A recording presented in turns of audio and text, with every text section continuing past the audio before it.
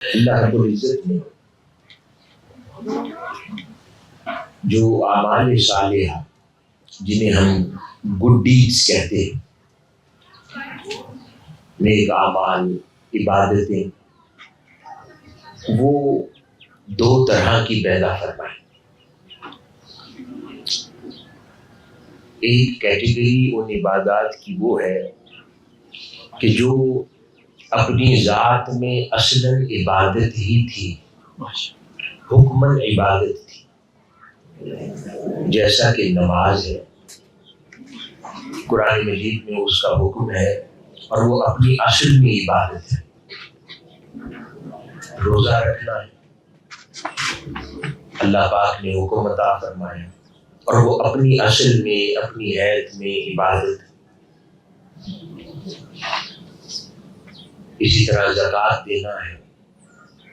فرض فرمایا اور اپنی شکل میں ایک خاص عمل کو انجام دینا عبادت قرار پائے، یعنی ڈائریکٹلی انسٹرکشنز اس کے لیے قرآن مجید میں ایک اسپیسیفک عمل کی آئی اور اس کو عبادت قرار دے دیا گیا۔ تو ایک قسم عبادات کی یہ ہے، اور ایک قسم عبادات کی وہ بھی ہے کہ جو ایسے اعمال جو اللہ رب العزت کے نیک بندوں سے رونما ہوئے، ان سے صادر ہوئے اور اللہ رب العزت کو اتنے پسند آ گئے کہ اللہ رب العزت نے کہا کہ ہاں اب ان اعمال کی پیروی میں تم بھی یہ عمل کرتے چلے جانا، تو اس کو عبادت کا درجہ عطا فرما دیا۔ یعنی دو طرح سے عبادات انجام دی جاتی ہیں، ایک وہ جو اصلاً عبادت تھی اور اس کو عبادت ہی کہا گیا، اور دوسرے وہ اعمال جو در حقیقت اللہ کے نیک بندوں کی سنت تھی، اس پر عمل کرنا بھی عبادت قرار دے دیا گیا۔ تو آج عموماً ہمارے ذہنوں میں اور خاص طور پہ آج کے دور میں نوجوان ذہنوں میں اس قسم کے خیالات، تصورات بآسانی داخل ہو جاتے ہیں کہ بزرگان دین، اہل اللہ، انبیاء کرام کے طریقہ عمل، ان کی سنت، ان کی مبارک ادائیں، ان کی مبارک عادتیں، ان پر عمل کرنے سے کیا ہوتا ہے؟ ہم صرف قرآن مجید کے ان احکام پر عمل کریں گے، فرض نماز ادا کریں گے، دیگر واجبات ادا کریں گے، بس وہ عبادت کافی ہے، جبکہ اللہ رب العزت نے ان تمام امور کو بھی درجہ عبادت پر فائز فرما دیا جو اس کے نیک بندوں سے صادر ہوئے۔ اس کی بڑی دلیل، اس بات کی واضح دلیل کیا ہے؟ اس بات کی واضح دلیل حج سے بڑی کوئی نہیں ہو سکتی۔ یہ جو ایام حج ہے کہ پوری دنیا سے لاکھوں خواہ افراد حج کے لیے حرمین شریفین میں جمع ہیں، اور کتنے روز کچھ اعمال صالحہ انجام دینے میں مصروف ہیں، اور حج اسے اللہ رب العزت نے فرض قرار دیا، یعنی جو بنیادی 5 پلرز آف اسلام ہے، بنیادی 5 اسلام کے ارکان ہیں، ان میں سے ایک رکن حج قرار دیا گیا، یعنی کہ جو شخص اس کی استطاعت رکھے وہ اگر حج ترک کرے تو وہ اسلام کا ایک رکن چھوڑ دیتا ہے، اس کو اتنی اہمیت دی گئی۔ اور حج در حقیقت کیا ہے؟ حج بہت سارے اعمال اور ایکٹیویٹیز کا مجموعہ ہے جن کو ملا کر حج بنتا ہے، اور اس حج کو فرض قرار دے دیا، اور وہ ایکٹیویٹیز اور ادائیں کن کی ہیں؟ اللہ کے نیک بندوں کی ہیں، جن کی پیروی میں اللہ پاک نے فرمایا کہ میرے ان نیک بندوں کی اداؤں پر عمل کرتے چلے جاؤ تو پھر یہ فرض بن جائے گا۔ تو جو دوسری قسم عبادات کی ہے، اس کی سب سے بڑی دلیل حج ہے، کہ کس طریقے کے ساتھ وہ حج مکمل ہوتا ہے اور اس حج کے مناسک کون کون سے ہیں، اگر ان پر غور کیا جائے۔ آج ایک اور سوچ نوجوان ذہنوں میں بآسانی داخل ہو جاتی ہے، وہ کیا ہے؟ وہ یہ تصور کیا جاتا ہے کہ اسلام ہمارا بڑا لاجیکل دین ہے جس میں کوئی شک نہیں ہے، حقیقت ہے اسلام ریزننگ والا دین ہے، لاجک کے ساتھ بات کرتا ہے، کوئی ایسا حکم اسلام صادر نہیں کرتا جو انسانی لاجک اور ریزننگ کے سوا ہو، یہ حقیقت ہے۔ اس تصور کو اپنے اوپر واضح کر لینے کی ضرورت ہے کہ جب ہم اسلام میں اعمال صالحہ انجام دیتے ہیں وہ اس لیے نہیں دیتے کہ وہ درست ہے۔ کوئی کام ٹھیک ہوتا ہے لیکن وہ عبادت اس لیے نہیں کہلاتا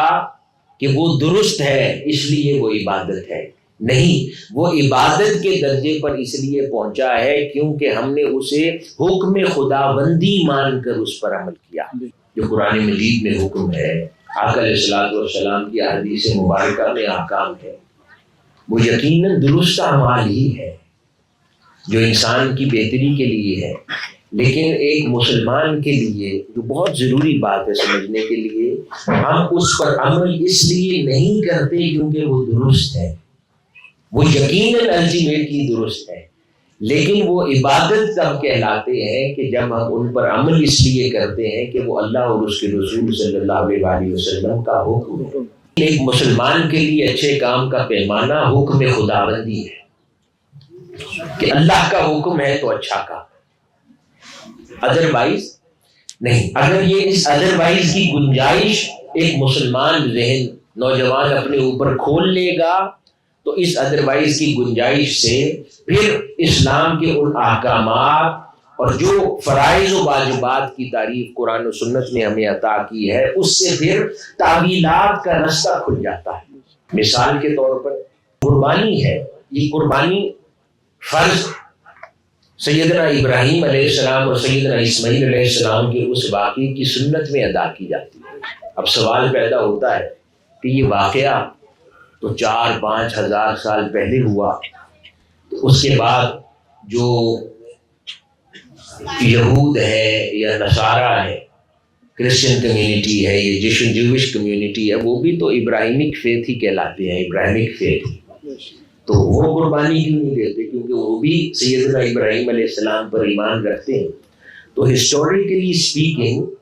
سیدنا ابراہیم علیہ السلام کے بعد 2000 سال تک یہ دیگر مذاہب بھی قربانی دیتے رہے ہیں۔ اس کے بعد جو میں عرض کر رہا ہوں نا کہ جب حکم خداوندی کو حکم ہے اس لیے عبادت ہے اس سے جدا کر دیا جائے تو پھر تعویلات کا رستہ کھلتا ہے جو دیگر اقوام میں کھلا، اور 2000 سال جب وہ قربانی کی رسم وہاں ادا کی جاتی رہی، اس کے بعد ان کے ٹیمپل، سینیگوگز، چرچز نے انہیں کہا کہ سیکریفائز ہی کرنا ہے نا تو آپ کو ضرور جانور قربان کرنا ہے، آپ چرچ کو کچھ دے دیں، آپ سینیگوگ کو کچھ دے دیں۔ تو انہوں نے اس کی علت سمجھ لی کہ مقصد خیرات ہے، لیکن اللہ رب العزت کے اس واضح حکم کے الفاظ سے ہٹ گئے، تعویل کر لی اس کی۔ تو اب وہ خیرات تو سارا سال بھی جاری رہ سکتی ہے، لیکن وہ اب عبادت کی جو ایک خاص شکل ہے اس سے باہر نکل گئے۔ اس لیے میں نے عرض کیا یہ اشد ضروری ہے کہ مسلمان اب آقا علیہ الصلوۃ والسلام اور اسلام کے دامن سے جڑے رہیں۔ اس لیے ضروری ہے کہ ان تمام اعمال صالحہ، احکام خداوندی، فرائض و واجبات، ان کو عبادت اس لیے مانا جائے کہ جو ایگزیکٹ حکم ہے۔ بہت سارے ایسے امور ہیں جو پورے سال میں ہم انجام نہیں دیتے، لیکن ان کے ادروائز حج میں کروایا جا رہا ہے، اور روٹین میں جو حکم خداوندی ہے اس سے ہٹ کر کام انجام دینا حج میں عبادت ہے۔ اسی طرح سارا سال انسان بنتا سنورتا ہے، اپنے بال کنگھی کرتا ہے، کوم کرتا ہے، برش کرتا ہے، لیکن جیسے ہی حج کے ایام داخل ہوتے ہیں فرمایا جاتا ہے اپنے احرام کو خوشبو سے بھی دور رکھو،